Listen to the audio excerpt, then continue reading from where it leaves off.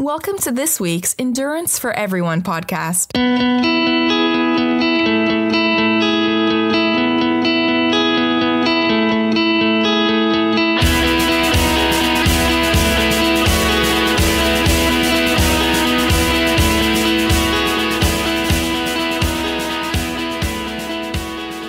The following program is for entertainment purposes only. Though the hosts of this show are certified Ironman coaches, their attempts at long course triathlons and endurance events should not be taken as an endorsement for you to do something stupid too. You should make your own bad decisions, then podcast about it. Now, let's start the show.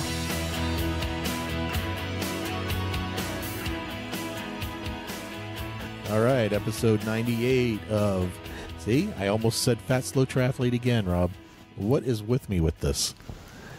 I don't know, John. What is with you with that? What is with me with this thing? It is the Endurance for Everyone podcast. I'm John down here in Tampa, and up there in the wild country of Pennsylvania is my co-host, Rob. How you doing today, Rob? Rob Bozovich. Rob Bozovich. Glad to be with you, John. How long did it take me to learn how to say Bozovich? Once only. I think you told me one time it's like the clown. And then I got it. That's it. It's Bozovich. Okay, got it. Yep. Because I think, or the other way I'd like to tell people, is it's like the stereo speakers or systems. Yeah. Bozovich. Yeah, there you go. So Bozovich. Yeah, I think you did tell me that actually. But then you said the clown. If you're old enough to clown, that's like, oh, Bozo. That's right. Okay, got it. I got that. Nailed it. But you've only been the co-host here since episode 81. So it's only been going on 20, right? Coming up on 20. Yeah, I was going to say somebody asked how long I've been doing. I'm like, I don't know, since midsummer. Yeah, about 12 weeks. It feels like you've been here longer. But that's what I think is because we've known each other a lot longer than just the last 20 episodes. Everybody says time with me is like time and a half. Yeah, there you go. No, you remind me a little of my stepdad in that way. The way you tell stories. My stepdad. Is that good or bad, John? No, my stepdad could not just tell a quick story. It was always a story. About anything. And I'm not saying you're like that, but it kind of reminds me of that. My dad would if he had a flat tire on the way home from work, that became a 2-hour story. Yeah. I'm like that. I always like to interject all the stuff that I think is relevant to bring everyone up to speed to where I was thinking and what was going on. And I realize there's probably a lot of irrelevant details. Yeah. And I could tell that. And my friends and family like to make fun of me because I guess one of the things I say a lot, and I pick up on it that I see that my mother and father say it a lot too, and that's obviously where I got it from, is I always say, well, long story short, but it's never a short story with me. It's never short, right? No. One day when my friends, and they knew I was tired, we were in the middle of moving because my wife and I sold a house, bought a house the same day. So everything from the prior house had to be packed up. Most of it was sitting in trailers. We had 4 or 5 of them borrowed from people and, 2 U-Haul rentals, basically sitting out in the street of the house we were purchasing. So after an entire day, 3 days of packing it and then that day of moving it back in, my one friend said to my other friend, he was tired, because even his long stories were short. so everything quieted down, right? That's it. Yeah, I had no energy left to expel. Well, it's funny because I just remember my eyes glazing over whenever he would start telling a story. But my eyes don't glaze over with yours. But I'm just saying it reminds me of that. You're a storyteller. I appreciate that, and I'll take it for all it's worth, John. Yeah, take that. That's a good thing. We need storytellers, right? We do. That's what makes the world go round. Yeah, I'm too quick. I don't tell long stories. I say, "Oh yeah, I just got a flat tire on the way home, and kind of sucked." That's it. Yeah, what happened? It lost air. I lost air. Yeah. Do the 5 R. The 5 reasons, 5 Qs. Say, well, why did we lose air? Because I hit a bottle. Well, why'd you hit the bottle? Because I was driving where I shouldn't have been. Why were you driving where you shouldn't have been? The 5 whys. I was chasing an ice cream truck. Yeah. Just kidding, John. I don't chase ice cream trucks with a car. That's how I bike. That's how I get my exercise in, man. Well, I don't know how you've been lately, but man, I've had to do some serious reassessing lately on my stuff. I'm always reassessing, John. So I'd like to hear, what rein me in, John. What have you been reassessing or thinking about and going through? Well, I was sitting there talking, and I was talking to Nancy, maybe a week ago, and it's one of those things that you kind of know what the answer is, but you kind of need to be reaffirmed by somebody else to say it to you before you say, "Yep, that's what I've been thinking." And I think she's been seeing me kind of. I don't know the right word, but I guess get unmotivated, kind of get sluggish, kind of like not be interested in the training anymore and things like that. And she's kind of seen it, and just talking it out with her, I said, it came down to it's just too much, because I'm sitting here, and I'm facing going back into team and training for St. Anthony's, which is an Olympic triathlon. Okay. But I'm also training for ultra runs, trail runs. Yeah. It's just, and you look at my training peaks, and you don't have access to mine, but I could show it to you. It's like you look at my training peaks, and it was just like covered with stuff. There was like no days off, because any day off I had, I'd have to do with the team. So, and then, it was just, I was having no days off. So what was happening, what happens when you get overwhelmed with stuff? Either you go crazy trying to do it all, or you stop doing it all. Right. Yeah. And that's what all or nothing. It was all or nothing. Right. So, I finally just had to make the decision that, as it was posed to me, as she goes, if you had $200 and you could only do one thing, which one would you do? And I said, right now, I would do St. Anthony's. And she goes, okay, there's your decision. I said, I know that's the decision, but to kind of do that, to kind of pull that cord is hard sometimes, right? I mean, the art of saying no, right? Yeah, it is difficult. One of the things, and I guess, I don't know if you've heard it, and I can't attribute the original source on this, but what, I once again heard it on the, Entrepreneur on Fire podcast. And that's, there's a certain point, where you're saying yes to everything. But when you're saying yes to one thing, what are you saying no to, John? Right. You're saying no to. My question. That's a question. I got an answer for you. If you're saying yes to one thing, what are you saying no to? What are you? Everything else. Oh, right. So if you're saying, you use it food as an example. If you're saying I'm going to eat an apple, you're saying no, I'm not eating everything else. If you're saying yes, I'm doing St. Anthony's, you're negating every other possibility for potentially training and what you're going to do that day. So there comes a point where you got to look at your time allocation, and you need to say or see, hey, what is my priority? What do I want to do? Because saying yes to St. Anthony's means you're saying no to maybe marathons or trails or anything. So really, this is where the second piece of advice or, little quip comes in, and that is, if it's not a hell yes, it's a hell no. Yeah, and I heard that recently. You're like, man, I'm going to do this. If you're kind of like, I don't know, it's a no. It's a no, and that's what I was reading recently. I want to say it was in Tim Ferriss's new book, Tribe of Mentors, but I'm not quite sure. That's where I heard this, but it did say something about that. If it's not a hell yeah, then it's no. It could have been Tim Ferriss, because he's mentioned quite frequently on that show. Right. I mean, and he's a really good writer. I highly recommend his books. I mean, he's known a lot as the 4-hour guy, the 4-hour body, 4-hour cook, 4-hour work week, things like that. But he's had some books lately that were really, really good. That really, his podcast is really good too. And now he's got a new podcast for Tribe of Mentors, which is like really 30-minute little short shows, which I was really liking. But they were talking about the art of saying no, and he was reading, I think it was in the first episode, he was reading the rejection letters he got to be in his book. Mm-hmm. And what he was giving was examples of how to say no and how to do it the right way. And the point he was trying to make is that your blanket statement, your blanket answer to anything should be no.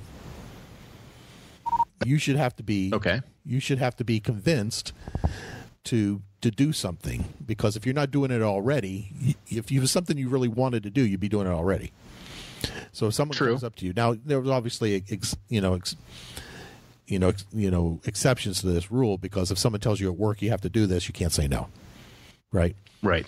But what is the most, so saying no is basically what saying no is cutting out all the static that's around your life and focusing on the one thing that's important. When you say no to everything, all the static, the one thing that you need to focus on is going to be there. And that's what you focus on. So anything that doesn't get you to that point, and this works in like anything. This works in work. It works in training. It works in relationships. If it doesn't make what you're focused on stronger, then you shouldn't do it, and you shouldn't talk about it, or anything like that. If it's going to weaken your relationship, say, to do this, then why would you do that? Right. You say no to it. Right. So, it was like, it's kind of like a kind of a basic concept, I guess, but, saying no is hard to things. It's hard to people, I mean, I've worked with Megan for 4 years, at least 4 or 5 years. So for me to email her and say, look, I can't do this anymore. I can't focus on these two things. I want to focus on St. Anthony's. I'm going to have to cut off this coaching thing at least until after St. Anthony's. And she was perfectly fine with it. She understood what I was saying and was perfectly fine with it. But it was hard for me to do that. But it was the right thing to do, right? Right. So, and it comes down to that. Well, there was another concept that they talked about on that show. Her name was Debbie Millman, and her whole thing is busy is a decision, right? So, I mean, one of the things, what is our like go-to if we get hit with something that someone wants us to do, the kind of go-to answer is always, I'm too busy. Right. Right. Well, her take is that excuse is really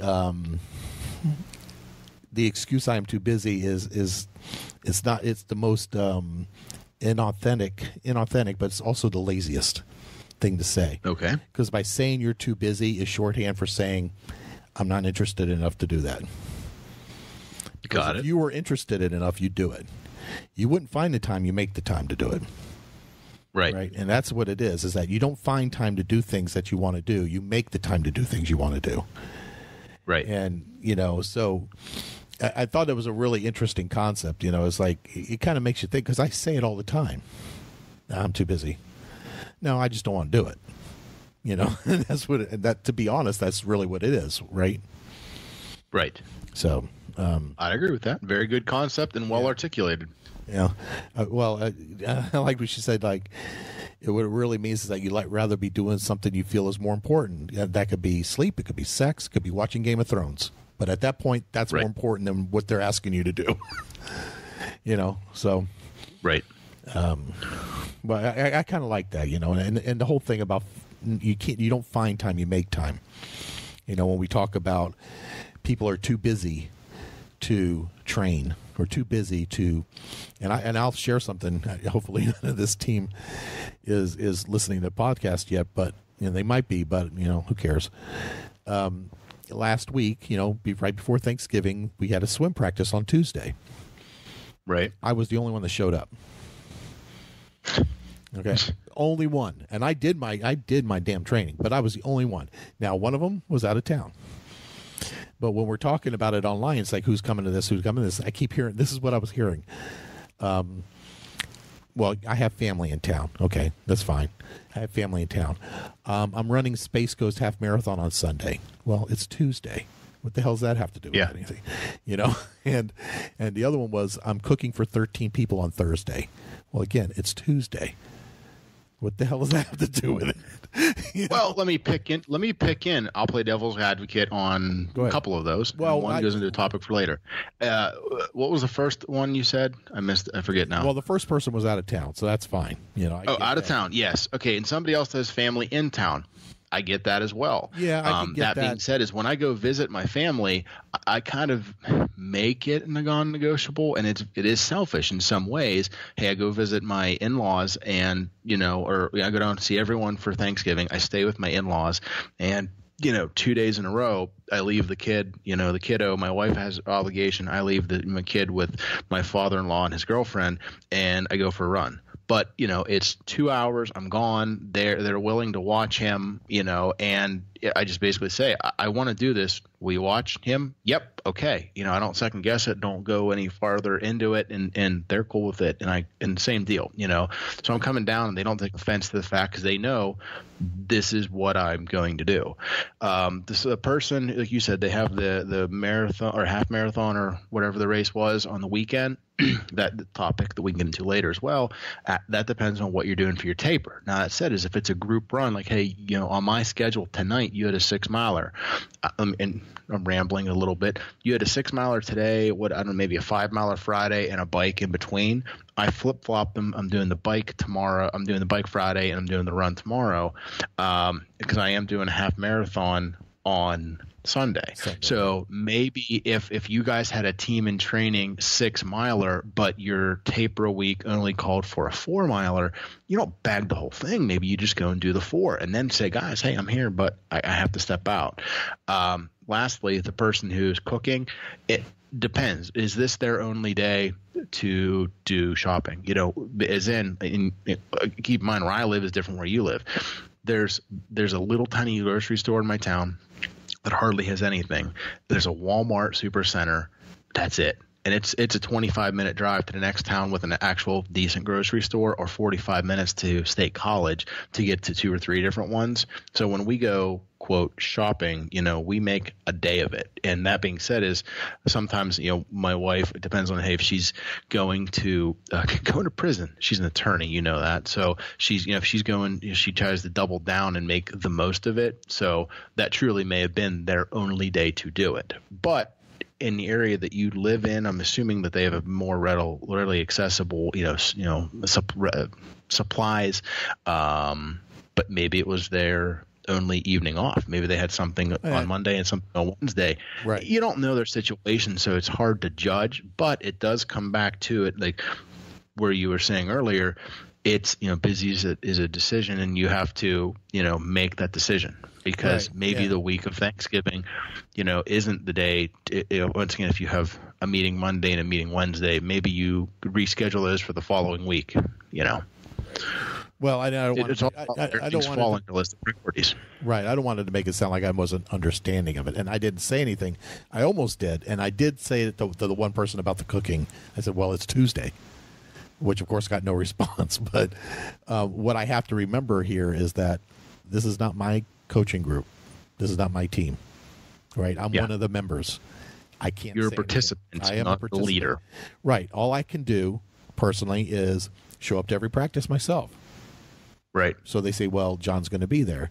One of the other people, they said it wasn't even about the swimming. It was about the team run the week before. It was on a Saturday. And and they posted, still unpacking, can't find my running clothes. So I'm going to have to bag this. And my response was, you're wearing running clothes. All clothes all clothes are running clothes. You can run in anything, right? You don't with one exception, John. I made this joke over the weekend. Once again, I took advantage of it. Most of the shoes I'm wearing are currently very old, and forgive me, I'm wearing currently a Convara 4. I think they're up to an 8. But when I found one I liked, I bought a stockpile. And that being said, is I track my mileage. If I haven't shared this before, my current set has like 350, maybe 400 miles on them. And I usually get about 750 miles out of them. And it's funny, the girl in the running store is like, yeah, that's like a 250-mile shoe. I'm like, it doesn't even get comfortable till then, Right, yeah, that 250 is a little light. They just want to sell more shoes. Right, but that said is I was planning to run Thursday, Friday, Saturday when I was down with family. I had to bag the Thursday run because I forgot my running shoes. And like I said, I was not about to literally go running barefoot, so I didn't have a pair of running shoes. But that said, when I say first thing Friday morning, Black Friday, which shopping is amazing, let me tell you, went out, fought the traffic, went to the running store, went in, said what I was looking for, got a pair of shoes, literally wore them out of the store, dropped my wife off to get her hair done, and met my friend on the trail. So, yeah, you said anything is running clothing. I mean, shorts, T-shirt, pretty much anything you can run. It doesn't have to be brand new Right. Microbial, sweat wicking, etc. Right. And I think that was my point, is that, if you want to do something, you can't let You'll find a way. You can't let busy stand in the way of you doing it. Right. Right. So that was my point. Okay, you just don't want to swim, or you would have made the time. You would have figured it out. I mean, I did. Yep. It's not like I have a big family anymore or something, but I got other things I'd rather be doing, I'm sure. But I put this on the schedule. This is my schedule. I'm going to be there at 6:30. I was actually there at 4:30. Last night, the training didn't start last night till 6:30. I was there at 5 in the water, and I did. So go ahead. I was going to say, did you get like an extra 4,000 yards in, or did you help them clean the pool? What did you do with all that time? No, I mean, I got there at 5. I got into the water maybe 5:15. Around 6, PJ, who's our coach, she got there, and she got a little workout in, and I was kind of swimming back and forth. Where I think maybe I got 800 in, because I was just kind of warming up. And then I do when the others got there, then I do the workout that they were going. Totally trying a new stroke, which has my shoulders screaming at me right now. But when you say a new stroke, I mean I'm aware of freestyle, butterfly. What are you changing? It's a freestyle stroke, but it's more of a shortened stroke. I tend to do a Superman stroke. I reach way out and pull way down. Okay. Yeah. She was working with me a little bit about doing the stroke where you come in right, you're almost touching your head when you come into the water, and you push your hand down down your torso and then out the side. Okay. It took some getting used to. It took some. I wasn't getting it, and then I threw on some paddles so I could really feel it, and that helped, because then I started feeling, okay, this is what it's supposed to feel like. But when you put paddles on in the water and you're doing, I did 1,500 with paddles on, my shoulders are screaming right now. You're using muscles, either new muscles or muscles in a new way. Right, exactly. And I knew I was gonna. My legs always hurt after swimming. I don't even kick. I don't know why they always hurt, but the other thing I wanted to point out, another concept that the same author brought up, she wrote about it in the book, in her interview in the book, and she talked about it on the podcast, was the whole work-life balance, which kind of feeds into that as well. Okay. And you always hear people talking about work-life balance. I want work-life balance. I don't want my whole life to be about work. We all say it, right? But she had a very interesting take on it, and it's basically that she does not believe in the work-life balance. What does she believe in then? Her issue is that if you view your work as a calling, it becomes a labor of love, and you don't need the work-life balance because you love what you're doing. Right. So her whole point was that if you're in a job that you feel, it's kind of like that other concept that people have been putting out there now. I think Seth Godin said it, it was Seth Godin, I think, said that instead of planning your vacation, why don't you plan your life so you don't need a vacation? Plan a life that you don't want to get away from, or something like exactly. that. Yeah, I've heard it said the same way, same variation, same concept, but same sentiment. Way. Yeah. Well, it kind of goes along that same line, is that if you're in a job that you feel that you need to ask for work-life balance, you're in the wrong job, because your job, right, in a perfect world, you should not want to be balanced from. You should love doing what you're doing. So, I thought that was an interesting concept. And I'm sure not everybody's going to agree with it, because, it's what's the saying in Caddyshack? The world needs ditch diggers too. Very true. So, I'm going to interject on that. Now, I agree with all of what you had said and how they said it. The only thing is, and I was listening to a back catalog. I'm going to go down a rabbit hole here in a second. This isn't the rabbit hole, though. And that is, I was listening to the back catalog of Entrepreneur on Fire, and one of the people I was listening to in the last day or two, but this is from like October, was basically talking about each room having a purpose. Okay. So, when a new show would come out, I would binge watch it in my bedroom, blah, blah, blah. And then he said, but the problem is my bedroom is for sleeping. My living room is for watching TV. So I took the TV out of my room. He said, and additionally, I leave work at work. I don't bring it home. And for most people, maybe not so much for a small business owner who has to go home, and do payroll and worry and do all the kind of stuff outside of office hours or whatnot. But for the most part, if you're able to compartmentalize those type of things, work while you're at work, train when you're going to train, and relax when you're going to relax, sleep when you're going to sleep. If you can really stick to those, and maybe that's where you have to prioritize your get your priorities straight and get that list, so to say, get your ducks in a line or whatever.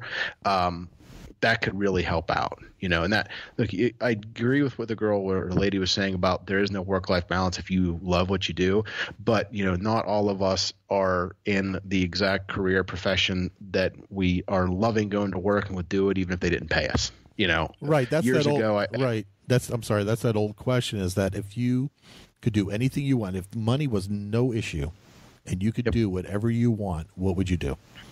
Yep. And that's what you do. And that's what you figure out how to do. Well, right. let me interject, because I heard that, and then I heard somebody say something different. Figure out the thing you want to do most in your life. Right. Make that your hobby. The thing you want to do second most in your life, make that your job. And it's just a different take, and that is because if the thing you love to do becomes a job, you lost the thing that you loved the most. And people, it's just a matter of your opinion on how you look at that. I agree. If you really love working on classic cars, I watch one of them, half of them, a dozen different shows. One of them is Graveyard Cars, where they're restoring, Mopars up in Oregon or something, okay? And it's fun to watch, and those people probably love what they do every single day. But that being said, is if you love working on classic cars, that doesn't mean you want to go work in a garage just working on daily drivers as a mechanic, because that being said, the worst looking house in my town that needs paint is the guy that does all the painting for everyone else, because the last thing he wants to do when he gets home is continue to scrape and paint. He wants to spend time taking off. Yeah. I know that people are playing like, oh, you're making that up. No, legitimately, come to my town. He does great work, but when he gets home, he just says, nope, I'm done. Right. My stepdad was a mechanic, and our car was always broken down. That's what it was. That's how it was. And I knew a lot of people that were like that. So, I mean, I like that. I like do the second thing as your job, because when I first started training for triathlons back in 10 and 11, I remember talking to my coach back then about that. It's like, if your training becomes a chore, if it stops becoming what you love to do, like you're looking forward to getting out of work because you can't wait to get on your bike, or you can't wait to get in the pool or something like that, it becomes something you dread doing, then it takes the fun out of it, right? If it becomes your job, you lose some of that. You lose some of that, because then it becomes something you have to do instead of something you want to do. Right. Famous line in famous to me because it's one of my favorite lines, and I've said it to Nancy before, is in the movie Parenthood with Steve Martin. He finds out that he's getting ready. He's just having a whole lot of issues with family and kids and stuff, and finds out his wife's pregnant. And he goes, well, I gotta, I have to go to Little League practice. She goes, do you have to go? Can we just stay and talk about this? And he goes, my life is full of have-tos.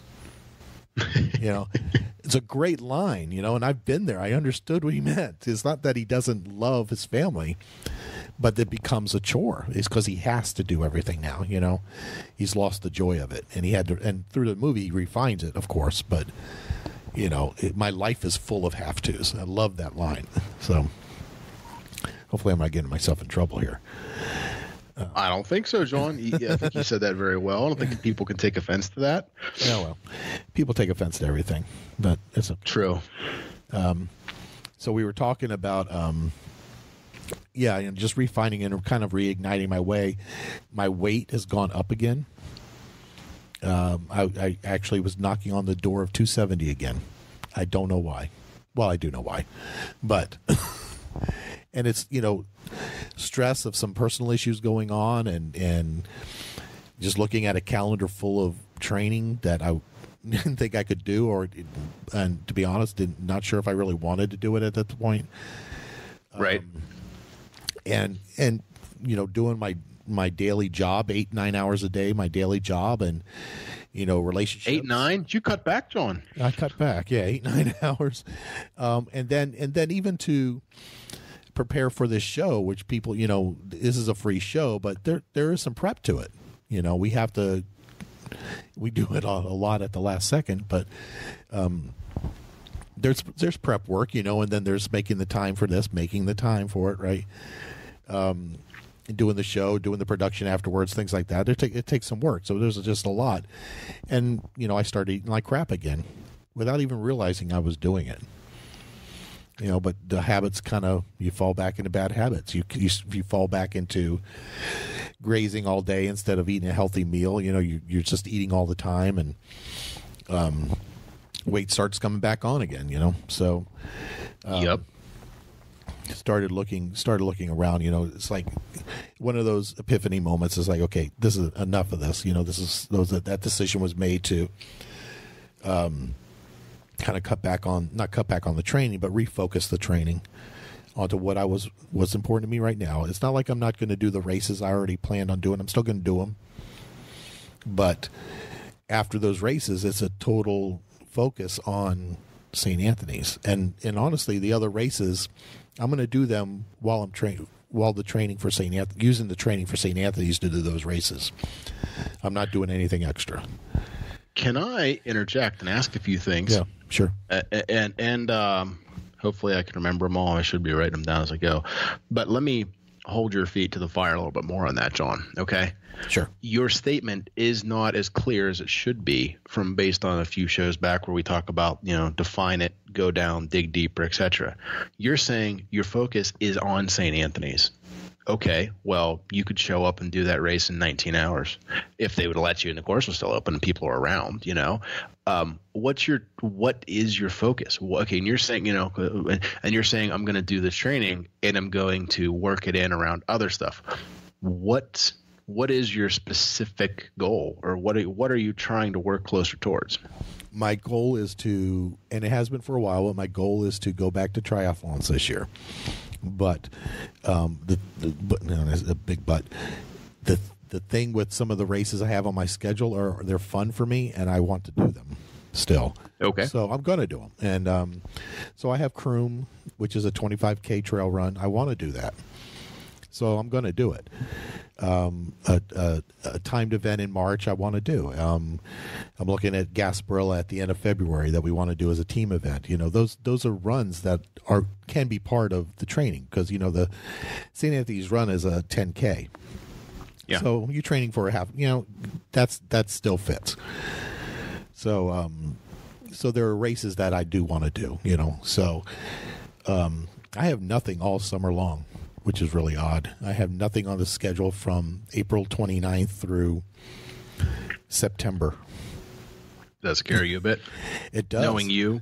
It does scare me. I mean, I'm looking at this. I was updating the website, fatslowtriathlete.com, with the 2018 schedule, and I see this whole big, blank from St. Anthony's, and the one I have in September, I haven't signed up for it. It's just I kind of mentioned on the group today that I'm eyeballing Ironman Augusta. Yep. Is that only a 7? When I say only, that's only a 73. That's not a half handful. No, it's a 70.3. Okay. And because I've done it a couple of times before and I enjoyed it. So I think if I'm going to try one again, if I'm going to go back to that, that's the one I want to go to. So I threw it on the calendar just to look at it, So really, after St. Anthony's, if that happens, if I do decide to do that, my whole summer is going to be based on that, training for that. So there might not be any races all summer long, which is scary as hell. Feel free to swing on up to Pennsylvania. There's June, and I'm going to go down one of my roads here in a second. Maybe think there was a different road I wanted to go down before. Sorry. So let me get on that. Way off topic, back on it. If anyone out there, please post in the group with the new iOS update, because I said I was listening to a back catalog. My podcast used to just play straight through, one to the next, but now it only plays one and then stops. I have to go back in, unlock my phone, back to the beginning, etc. And that gets really annoying for a long training run, because it used to play everything in my feed, or it used to play everything. If I was in a specific show, it would play it back to back to back. If somebody knows how to quickly fix that, please put that in the group. Help anyone else out. Maybe it's I didn't know that was simple different now. Yeah. It's in the Apple, what is it, the podcast app? I know you use Podbean, so you wouldn't see that. But so like iTunes, or not iTunes, the Apple app used to just play one to the next. Like it would just go through everything. So in this case, it would go from our show to Entrepreneur on Fire to Marathon Training Academy, if that is the chronological order. If they like. If Vinny released one today, we release one tomorrow, and then EO Fire the next day, it would play those three in that order. But if I click on just EO Fire and I had 6 of them, it would play one of them, then the next, and the next, and the next. I can't find the setting. I don't know how to do it, and it's annoying. And if somebody can help us with that, that would be fantastic. That said, I was starting to make the joke or the comment. Feel free to come up to Pennsylvania, John, anytime in June. And I found – I knew the one race and the other race that I had done, the Dam Tri and the Edinburgh Tri. It's basically the first weekend is Edinburgh. The last weekend is Meadville, the Dam Tri, and that's of June.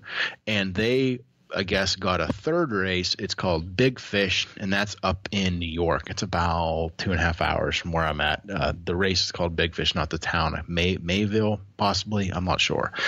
Either way, how I found those, and it's basically 3 out of 4 weekends in June, is I was literally, and if anyone, all you guys out there who are smarter, technology-wise than I am, are going to already know this, but I'm like, a couple years ago when I did Edinburgh, it was not USAT sanctioned. And it's one of those things where I'm like, man, my goal for 2018 is to qualify to go back to nationals. As such, I don't want to waste my time, sign up for and go do a race that's not USAT sanctioned, because it doesn't count. It won't get you there. So I literally went to Google and typed in, how do I know if a race is USAT sanctioned?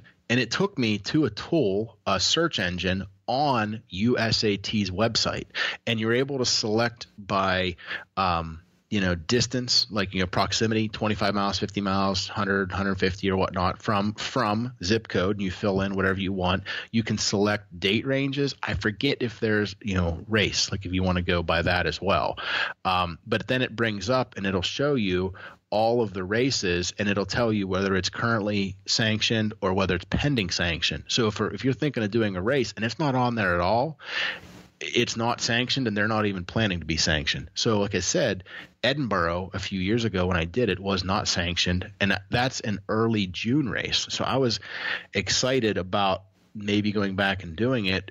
And then when I saw that they are now going to be USAT sanctioned, it's already I believe approved for 2018. Now that's a race that I can go back and do. That gives me an early June and a late June versus just the late June trying to qualify for August, shot.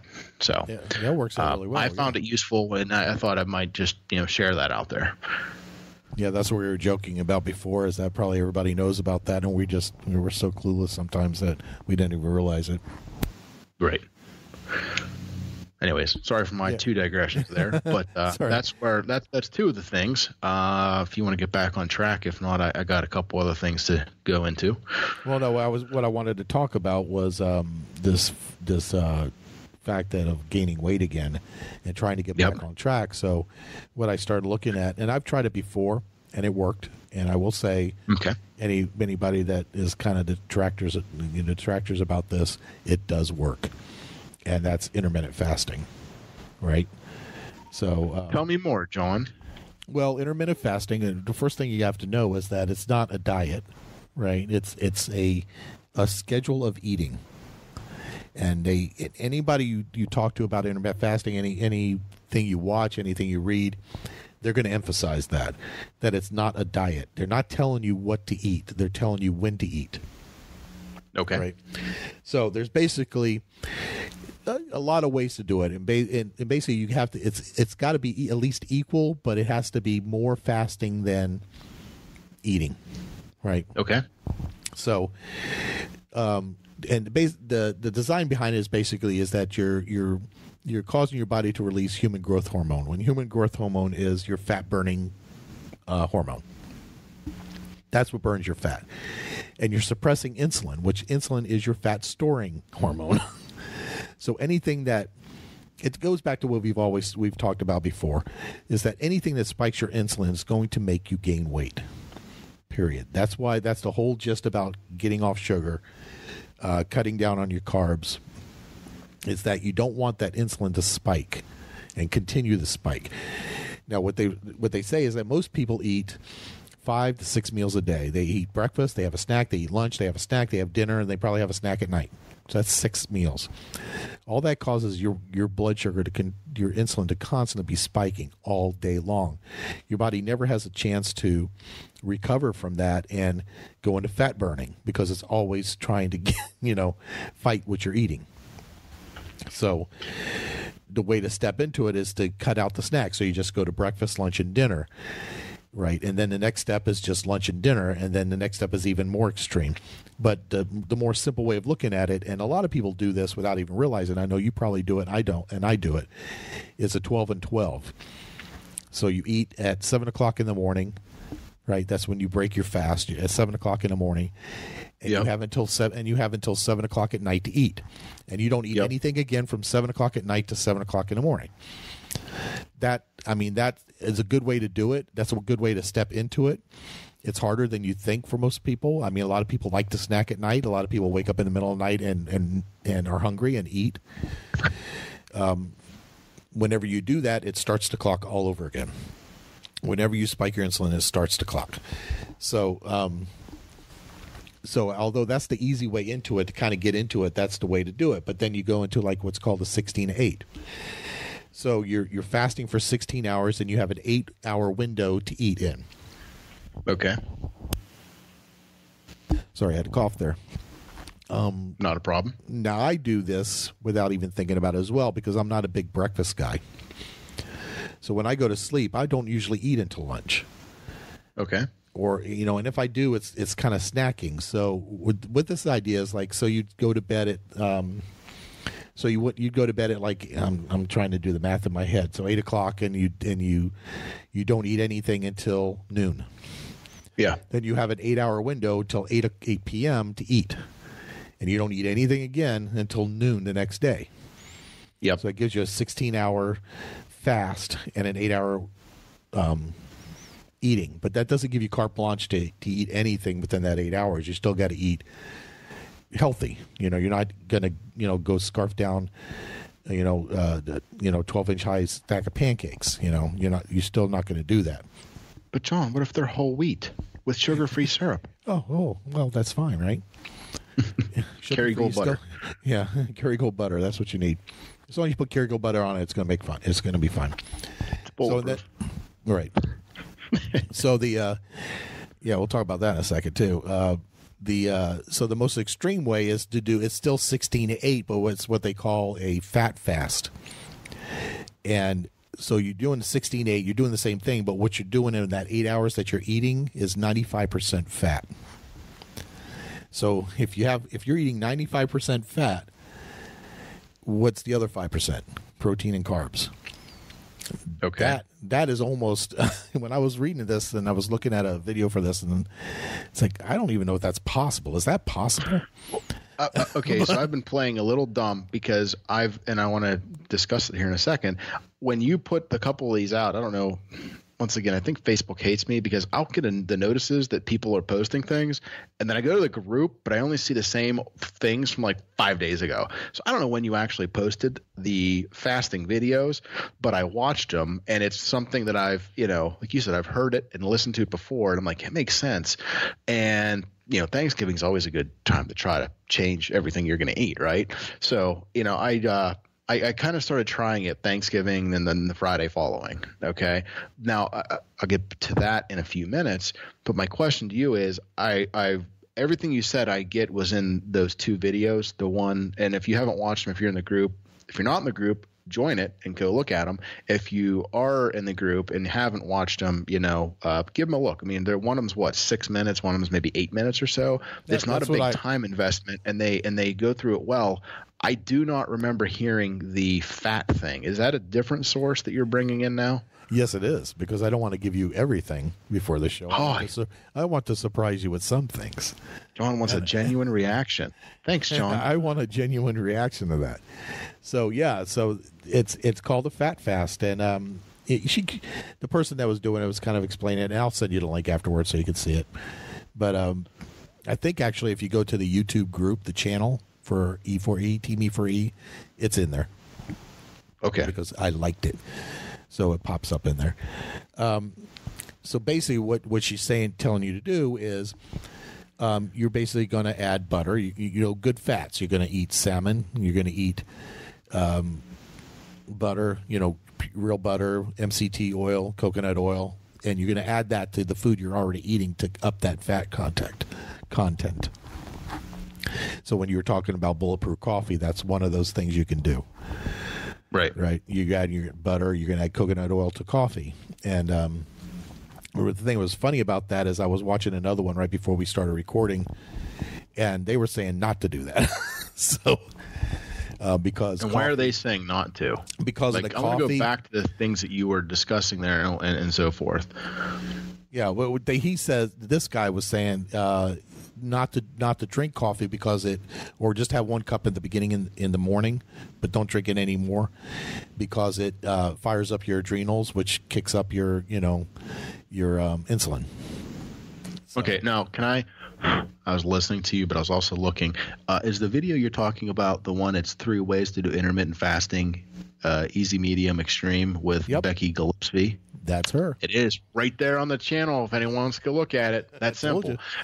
So sorry if I zoned out for a second. So I remember on the one video you had talked, we watched there, and the gentleman, he was making a joke, and it started with him saying, "Hey, look, I'm fasting," and then he puts something in his mouth, takes a bite, and says, "Now I'm not," and then he waited 2 seconds, and says, "Now I am again."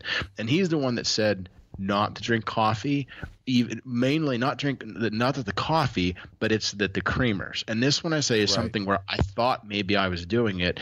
And that being said is like I would wake up in the morning, have a cup of coffee, heavy cream or half and half or whatever. And then I would drink one of those at 8, one of those at 10, one of those and then I'm like, hey, look, I didn't eat until noon. But according to what he was saying is even though it's not a large insulin hit, it's still something. And as such, that is breaking the fast and resets the clock. Exactly right. So you have to get used to drinking black coffee, or you put anything that spikes your insulin is breaking the fast, and that's just the way to look at it. If it spikes your insulin, it's going to break the fast. I'd like to make one interjection here and give a plug. If anyone out there does listen to Vinny Tortorich and they have their own stuff now out there.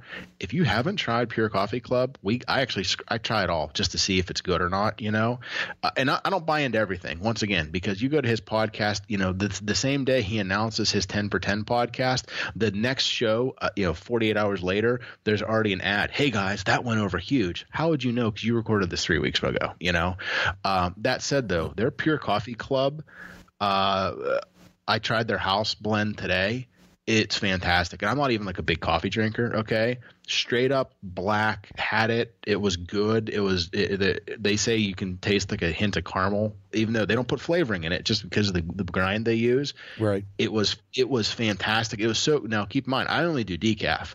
So this is regular full strength coffee. And it was so good. It was bad. I went back for a second cup, like an hour later, because it was so good, and like literally my hands are shaking, my pulse is pumping, like I'm sweating because of the caffeine. I'm just not used to it, but it was worth it. So if you have trouble, better coffees. Now, forgive me, I'm not trying to downplay, not like they're a sponsor for us anyways. Your Maxwell houses and your Folgers and so forth, they don't taste as good. Whether you like a Pete's or whether you want, go get a good bag of coffee. And it does make a world of difference. You can drink it black. Oh yeah, and one of the coffees I use is called Death Proof. Have you heard of that? Death? Proof. I have not. Death proof. I think it's death proof. I'll look at it. It's got a big skull on it. It's death proof. Is that right? It might be right. That coffee's good, but it looks like mud. Like when you grind it, it looks like mud. Mm-hmm. It's dark. So, yeah. You have to like coffee to do that. But there's other things you can drink. And I happen to have a list. Go on. I just happened to write this down. See, I just happen to have it here. Okay, and no, I'm pretty I sure was thinking ahead. Proof. I googled death proof coffee, and it is Death Wish coffee. It's a skull and crossbones. That's it, Death Wish. Yeah, it's strong, but it's really good.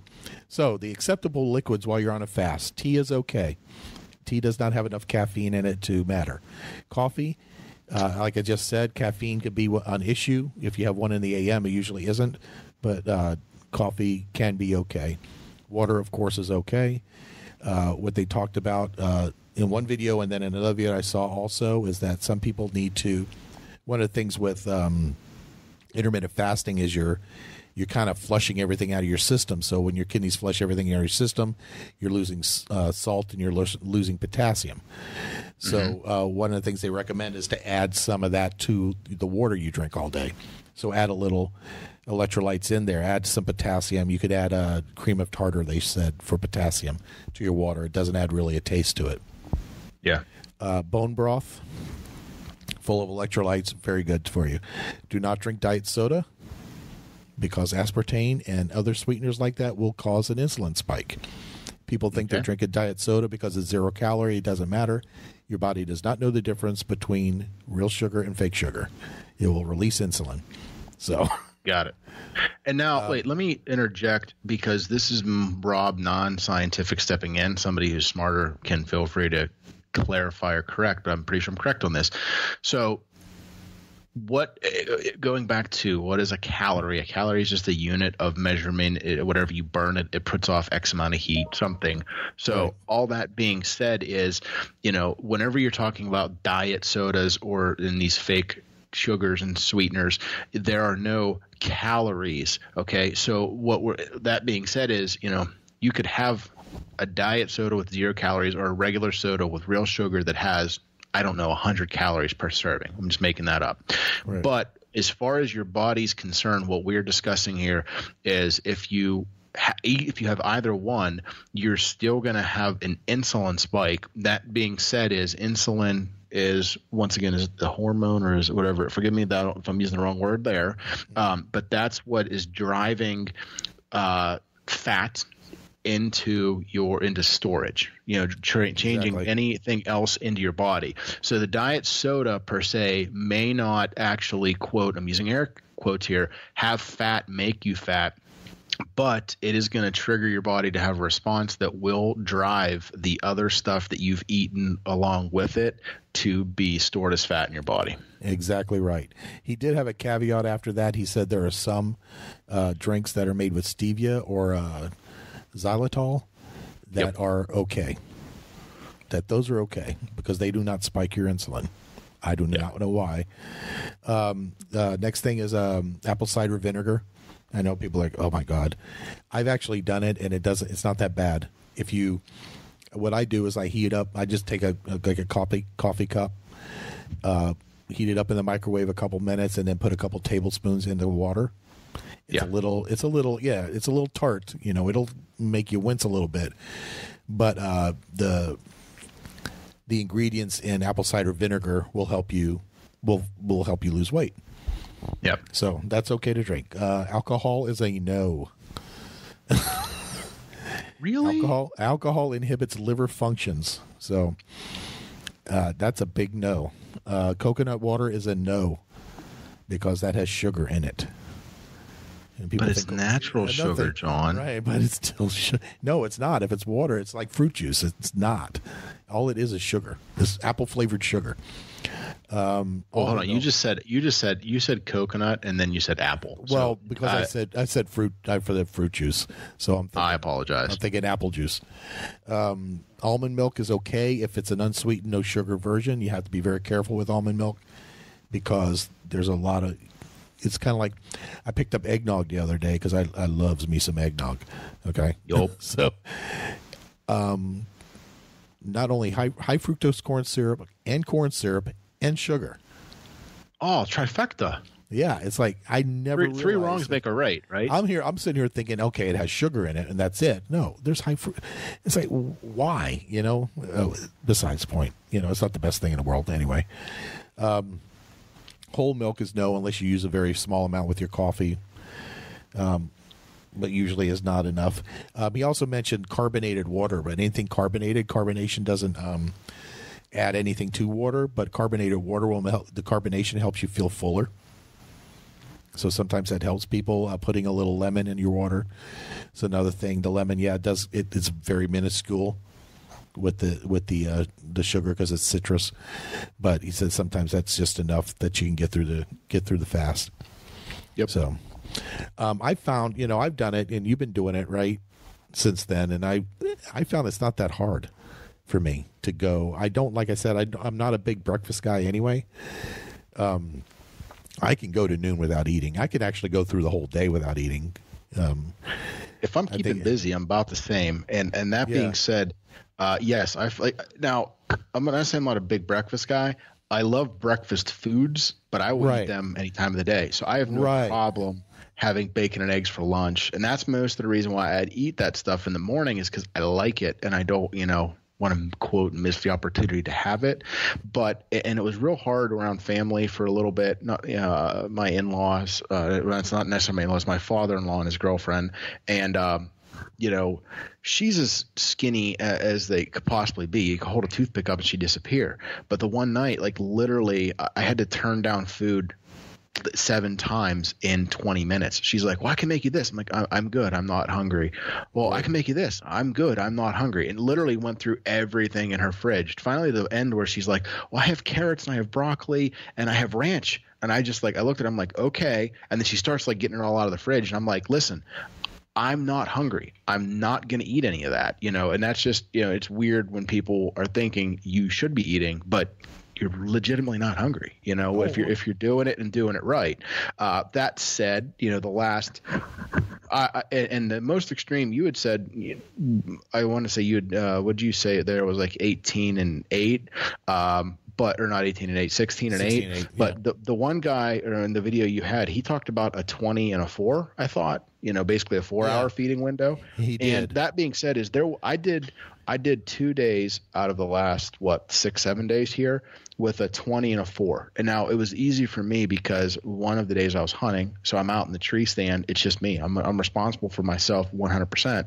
And the other day we were traveling, so I kind of ate in a 4-hour window, and then we were traveling back up, and I just said to my wife, no, I'm not really hungry. I'm good. We'll get you something, and I'll eat if I'm hungry. And to be honest, I wasn't hungry. It's not like I was depriving myself. I really just didn't want it. Okay.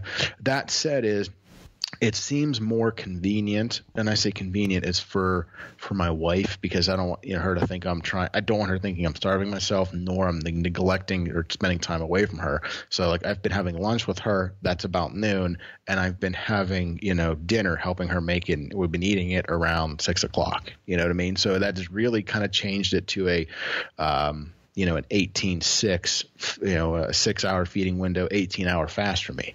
Now, that being said, just putting some numbers to it, you'd asked me the other day, hey, Rob, is it working? And I said, hey, I want to save it for the show. But no. And at the point where you would ask me, I was left for Thanksgiving. I was 217. Over Thanksgiving, I thought I ate okay. I did have dessert Thanksgiving night, the next day and a half. And that being said, too, is I went for a 6-mile run on Friday. I went for a 10-mile run on Saturday, and that's when I was kind of just starting the fast. During the end of that run, I did have to take like 2 walk breaks, and eventually I had to just tell my running partner, hey, I need to walk this in the last half mile. I had no energy, okay? But I was about 2 days in, and my body might have been doing some adjustments. Monday, I was still 217. I had seen no changes from Monday. That being said, and some of it is most likely water weight. I don't believe I'm losing fat this fast. But, Monday I was 217. Tuesday I was 217. At 7 a.m. I was 217 at 7 p.m. last night. Woke up this morning, 215. Ate normal, drank normal through the day. I did go for a 6-mile run. Everyone in my area, keep in mind though, it was a warm 50 degrees today on my run. So it wasn't like I was sweating heavily, a little bit of perspiration in my hat, not like my shirt's drenched, I'm wringing it out. 210. So somehow between yesterday at 7 a.m. and today at 4 p.m., 7 pounds disappeared. Right. I've had that happen to me when way back in the day when I started this, and I went into when I was really trying to get into ketosis. Yeah. I dropped 3-4 pounds in a day. Easy. Yeah. When that weight first started coming off, they do say in the IF world that sometimes it takes a few days for it to kind of your body to kick in, and it does say that you're going to feel fatigued at first. So that doesn't surprise me that you did. Yep. Your body's adjusting, as you said. But when your body kicks in, now for some people it could take a week or so before your body kicks in. Some people it kicks in right away. Now I think 4 days, 5 days for you, that's pretty quick for it to start kicking in. Now it'll be interesting to see where it goes if it keeps going. And one down. thing you and I had discussed, and I'd like to point out, this is obviously N1. It is me. It's not everyone. I'm not saying results not typical, but in addition, I'm not saying I followed it implicitly into a T, but I have been doing pretty much no sugar, no grain for 3-4 years now, on and off, more on than off though. So I think it's kind of like riding a bike. I think some of this stuff I'm going to drop back into ketosis, and, I'm going to take to this type of eating and so forth easier, getting off the sugar cravings. And because it's a binge once a week. It's not a daily thing that I'm having that, and it's been that way for years. It's just like riding a bike. You just, get right back on. Right.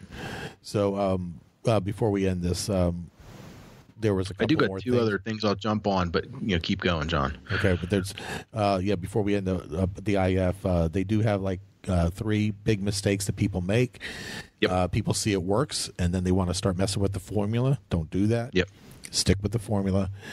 They don't use hunger as an indicator of adaptation. So there really should be, once you're adapted, really should be not really bad hunger between meals, even when you're fasting, if you're eating right.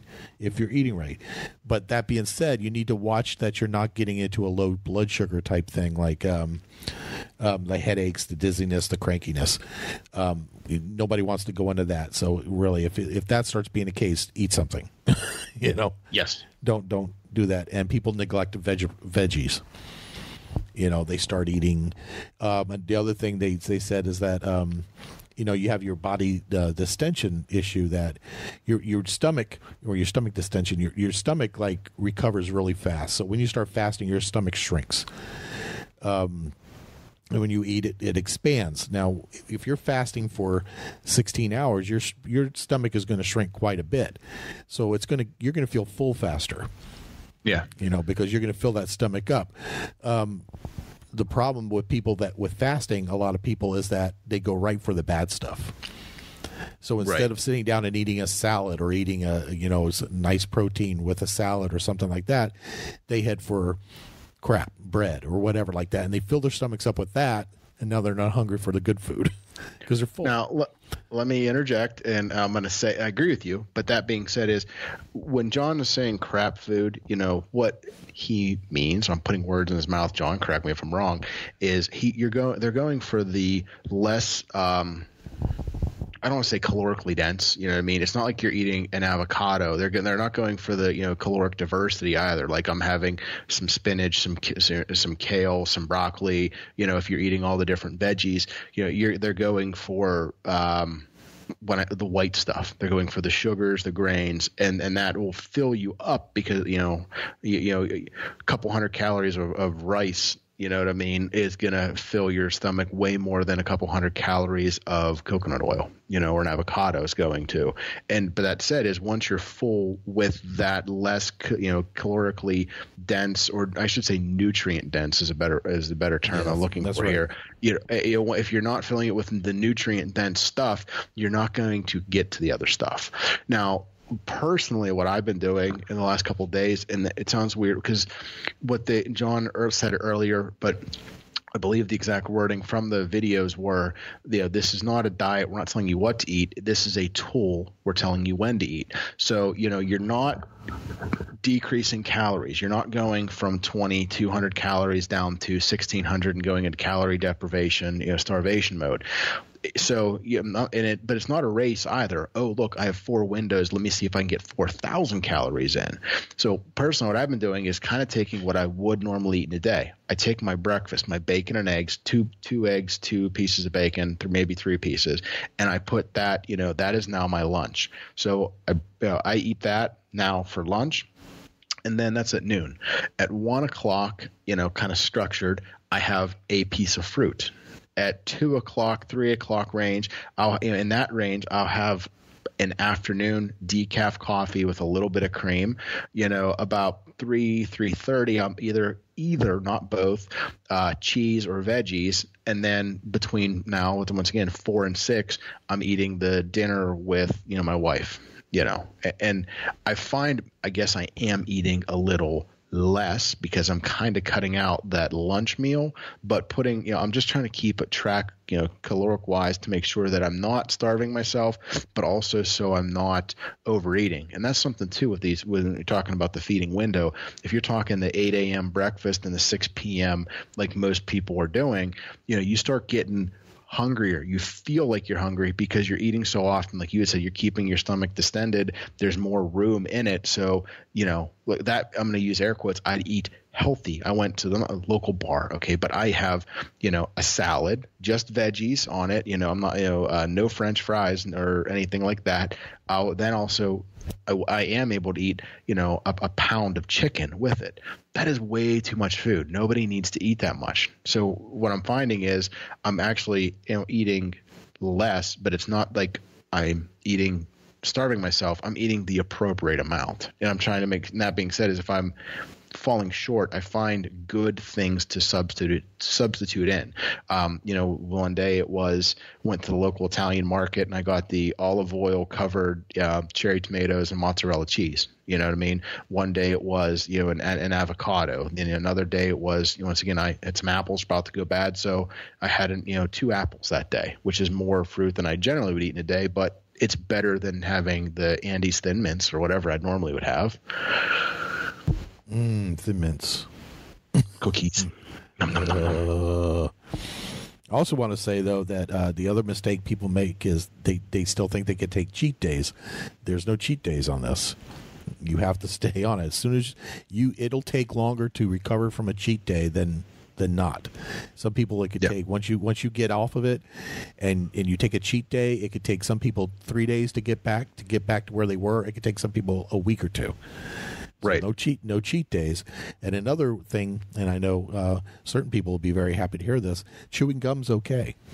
If that's what you need to do, try to find like xylitol gum, but there's not enough sugar in like a little piece of Trident or something like that to really make a difference.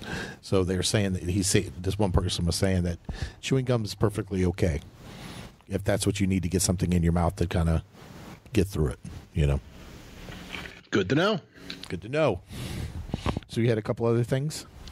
Yes, and quickly, and because they're not enough, I want to say maybe we could make entire shows out of them, but a couple of questions were posed to me, and I'm going to use myself as an example. I'll just blast through them, and you can interject and tell me where I'm wrong. And long story short, It's whatever works for you. That's the answer. That's the answer to everything. That's our answer to everything. The question was 2 of them, and I'm going to go into both of them and myself this week. Tapering for different race distances. When to taper, when not to. Race fueling for different distances. Here's the ramble. Today I'm out on my run. It's 50 degrees. I'm running up the same road as another gentleman. I'm wearing shorts and a T-shirt, ball cap, because I wanted to keep the sun out of my eyes. He's wearing running tights and shorts, a running tight shirt, a T-shirt, tassel cap, and gloves. He needed that much layering for 50-degree temperatures. I didn't. Okay, most plans, there's going to be a standard, and John will interject it here in a second. I'll give him time to think of them and make them up if not. There's going to be different taper periods for different races. But that said, it's going to correlate with the amount of distance that you're training, the volume you're training, and the race that you're doing.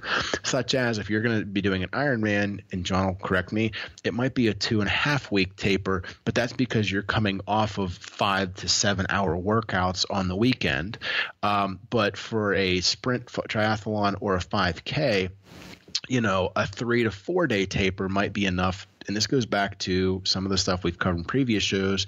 If you have a Training Peaks account or something similar where it's going to tell you, how much chronic, training load you have, how much fatigue you have, et cetera, you're going to then mess with the numbers to see what's going to be optimal, based on their algorithms, but it's also going to come down to what's optimal for you.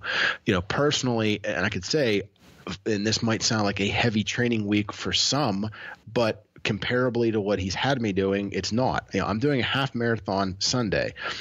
John gave me off on Monday because of my anniversary and I was hunting. Thanks, John. But he gave me a 6-mile run today. He has he had 3,000 yards swim in the pool. He had, that was yesterday, an hour and 20-minute bike ride scheduled for tomorrow, and then 5 miles on Friday. And once again, I flip-flop those workouts. Right. Saturday off, and I'm doing a half marathon on Sunday. So you're talking, mid-20s running week, 3,000 yards in the pool, and for most people that would be roughly a 20-mile bike ride or so. For some people, that's a super heavy training load. That's my taper week. But that said, too, is this isn't the biggest goal race. Whenever I go into my marathon in May, the training's going to be substantially less than that. But it's whatever your body. That's all I need. Once again, they're 6-mile easy runs. John doesn't have me doing a 6-mile tempo. He doesn't have me doing back-to-back, 6 and 8 with, something of substance workouts and whatnot. In addition, the fueling, it's different for everyone. It's different for what you're doing. Okay. Such as, and maybe I'm going to waste 3 days of fasting afterwards, but, myself, I've been, like I said, fasting. I haven't really been eating until about noon. The half marathon on Sunday it starts at 10. I'm targeting a 2-hour finish, which means I'm probably going to be done. I most likely actually won't eat any breakfast before I go. But I've personally, over the last 7 years, kind of trained myself, tried to go fat adapted and work to it. And, I don't use anything for, an Olympic or a half marathon. I really don't need any fuel during, and I don't need, depending on in the past when I've woken up like a Olympic triathlon, I'm getting done in 2 hours, 2 hours and 20 minutes maybe. So that's personally for me. So, but if I'm getting up at 6 a.m. and the race doesn't start till 8 and I'm going to be racing from 8 to 10, I would have, maybe some bacon and eggs in the morning before the race, or coffee with heavy cream, a UCAN bar. And then I would be fueling personally, because I've used it, UCAN. I mean, there's Tailwind, there's, some Gatorade products. There's a bunch of different ones out there that you can use.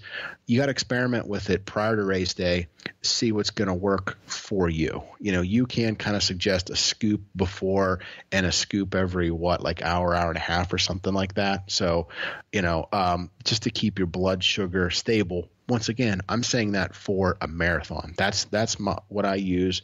Marathon or, a 70.3, I'm out there 5 hours. It's a much different day. Personally, you just heard what my training or my taper for this week looks like, and my fueling for the race is. I might have a cup of coffee on the way over. I might not, because the fasting is going so well and I haven't been hungry. I don't really think I need the fuel. I know I'm going to complete the race. I believe I'm going to complete it in about 2 hours. As such, I don't plan to take anything with me. They have 2 water stops. I'm not taking anything, but that's me. That's where I'm at. Almost 7 to 10 years into this gig. Right, and that's what I tend to do. That's what I tend to do too. If it's 2 hours or less, I don't usually carry anything. As long as there's water on the course or something I can get to, 2 hours is about the limit. Anything over that, I'm going to take something. Unless that's a race. Now, if I'm training, I take something with me. But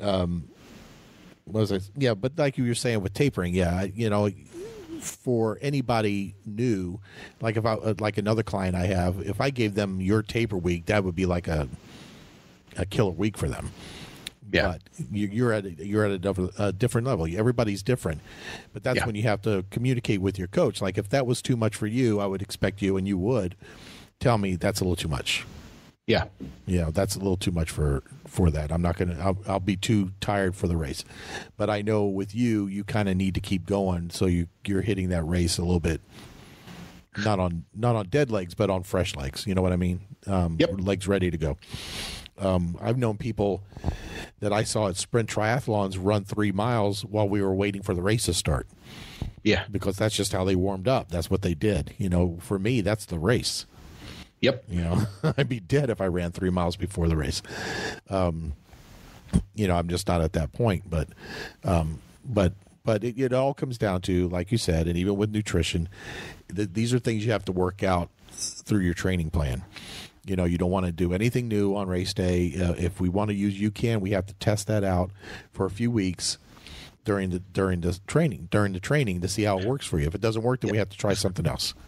And let me interject with that, and then I'll answer one of Brandon's back to the other question that as he posed it. Okay, and that's, once again, you and I just said if it's under 2 hours, we're not going to take it. Okay. That said, building into the marathon distance, what I will start doing on my long runs and or for my, I'm going to say my intermediate, but okay, like a 10-mile is a long run for a lot of people. But whenever your long run is 18 and a midweek run is 10, it's not your long run for the week. That said is I will start taking the UCAN, and just that's the product I use. Okay. I'll start taking it on I'll say Wednesday, that over 10 miler, and the Saturday, Sunday-ish long run, not because I need it, but I want to make sure I'm not going to have any issues, whether it's going to be GI or whatnot with it. Okay. So that is just getting accustomed to using it. And that's just, or that's where I'll start wearing, my race day gear. I'll try out different shorts or, socks, shoes, your race belt, because if, when I did my best marathons a few years ago, I carried a Nathan water belt hydration pack, like the fanny pack, but with the water bottle in the back. One water bottle on an angle. I like that better than the fuel belt with the 4 separate ones. Okay. The belt buckle broke on it. I haven't had one in a few years since I haven't done a marathon. That said, I picked a new one up once again on Black Friday. So I'm not going to start running with it now for May, but I'll probably start running with it maybe, mid to late February. So that way I know if it's going to chafe, is it going to sit different or anything like that. Right. The other part of the question was, tapering for different races. The second part of it was when to taper, when not to taper. I'm going to say always taper. Okay. It's good. It helps you to get into the race fresh, but each taper for each event is going to look different, and it may be part of your plan. Just figure it out yourself or discuss it with your coach. If my eventual goal is a 70.3, or as I've made it on this one, an actual goal for next year, 2018, I want to go to nationals. I want to do the Olympic one day and the sprint the following. That requires racing tired the second day, and I have to know what that's like. So I may go into an early season race. It's not going to be an A race. I'm not going to PR, but I might go into that race not tapered because I want to know what it's going to be like to do that racing tired. But that is the purpose behind it. That is not going into that race like I'm going to hit a hard week and go into it. That is part of the plan that you lay out in advance. That'd be the only exception. I'd say otherwise you're tapering usually a week to 2 weeks depending on your event. Yeah, 1 to 2 weeks, right? And also we're, not everybody uses TSP, but we're looking for that fatigue to be between -5 and +5%. So we're going to try to zone in and hit that target. Perfect would be a 0. You go in there and they're perfectly trained, but it's going to be within that. So we're going to try to hit that little target. Right. But that's what it is. So they got a long show this week. A little extra sauce on the end there. A little extra sauce. All right. So we are coming up on episode 100, and we're working on some things with that. we have some ideas because we kind of want to make the show a little bit special. Do we want to go ahead and just tell them, John, so they know? Yeah. Why don't you? Okay. Two of the things is we want to try to do. We usually record Mondays. This week is coming out late because it was my anniversary and I was hunting. I apologize. But usually it's Mondays. So we're looking at potentially recording the show Monday the 11th. We normally record earlier, about 4 to 5. We're going to record potentially at 6 p.m. We want to do a Facebook Live.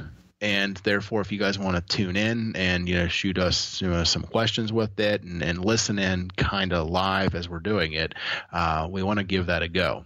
We're putting out there early so everyone has the opportunity to potentially listen. Number one. Number two, if anyone out there has done Facebook Live and wants to reach out to us to let us know, save us that learning curve, please feel free. Otherwise, we will be YouTubing to figure it out. All right, this is our plan, but neither one of us has any idea how to do this. We're like, hey, that sounds cool. Let's jump into it. Let's just do that. Facebook Live is one thing. It's the recording of it at the same time. I'm not sure how to do that. So we're going to be looking at that the next couple of weeks and see if we can figure it out. We're also moving it to a later time because we realize not everybody has the ability to go at 4:30, 5 o'clock. So we're moving it, to a later time to hopefully get some people that'll kind of tune in on us. Now, we should reach out to the guys at Iron Fire, Octane Athletics, because they've done a couple of live Google Hangouts and recorded it. So maybe they know how to do it. So I might reach out to Dave out there and see if he can kind of point me in the right direction. Everybody has Google, so that's another option as well. Yeah, so we might announce on 99 that we've changed it from Facebook Live to Google. Tune in and see. Or tune in. Okay. So we have a couple episodes left before that. So, I can't believe we're coming up on episode 100. That means we go into syndication, and you know what that means. That's when the big checks start rolling in. That's when the big money comes, Wait a minute, baby. Deja vu. Is that the exact same joke you and Andy made? That's exactly the same joke I did with Andrew. It was my joke then, too. You still own it, John. Still on it. See, you got a good memory. That's good. See, not a lot of people have listened to all those shows all the way through. So that was a joke I used back in the Back of Pack Endurance days when we hit episode 100. I've been doing this a long time. You are a grandfather in this arena, John. You've birthed several children and they've spawned their own. I should be very wealthy. Okay, so until next week, anything else? That's it. All right, we'll see you next week. Thanks, John. Thanks for listening to the Endurance for Everyone podcast. If you have comments or questions for the show, send an email to teamE4E at enduranceforeveryone.com. And remember, swim calm, bike strong, and run steady.